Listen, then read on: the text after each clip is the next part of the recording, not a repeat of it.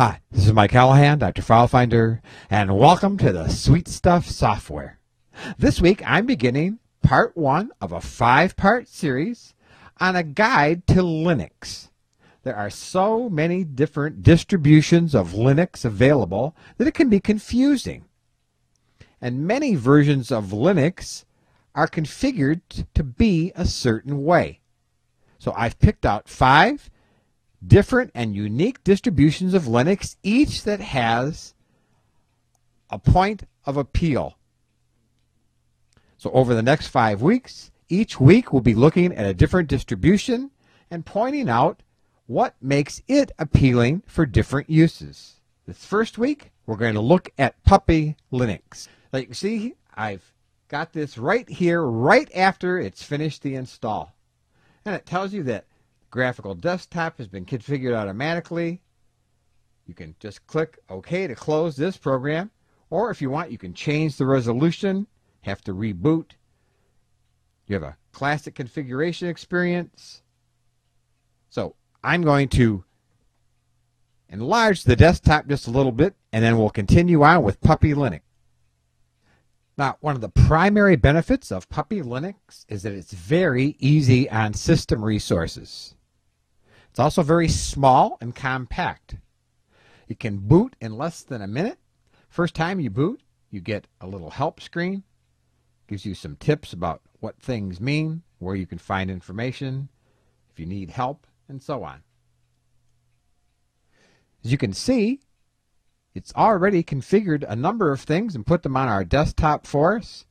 Paint program, calculator, drawing, email, chat, music player, and lots more. It even shows our drives and our DVD drive. Puppy Linux is extremely small. I have a copy that resides on my USB drive. And because it's small, it's very useful to be able to carry around. You can also use it to boot a computer, like a Windows computer, that isn't responding, because you can put Puppy Linux on a DVD or a CD and boot, and then explore the PC that won't boot to find out what's wrong. Puppy Linux is extremely good to put on older PCs. So if you have an old PC that is too slow or too weak or doesn't have enough RAM to run Windows, you can put on Puppy Linux and do very, very well. You don't need antivirus software. Puppy Linux is quick, it's fast, and you can take it with you just about anywhere.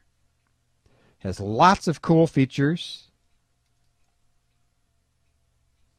And you see, even when you click a browser, it asks you which one you want. So it isn't telling you you have to use one or another. If you want Firefox, it'll install it. If you want Opera, it'll install it. If you want Chromium, it'll install it. So Puppy Linux is very user-friendly. It's easy to use. So this is Puppy Linux. Its key features compared to other distributions is that it requires very little system resources, requires very little disk space. It can run from a USB key or a CD. It's lean and mean and very efficient. And yet it comes with all the things that you would need. That's all for me for this week. I'll be back next week with the second installment of our series on Linux. I certainly hope you'll join me. And until then, for all the sweet stuff, stay right here on butterscotch.com.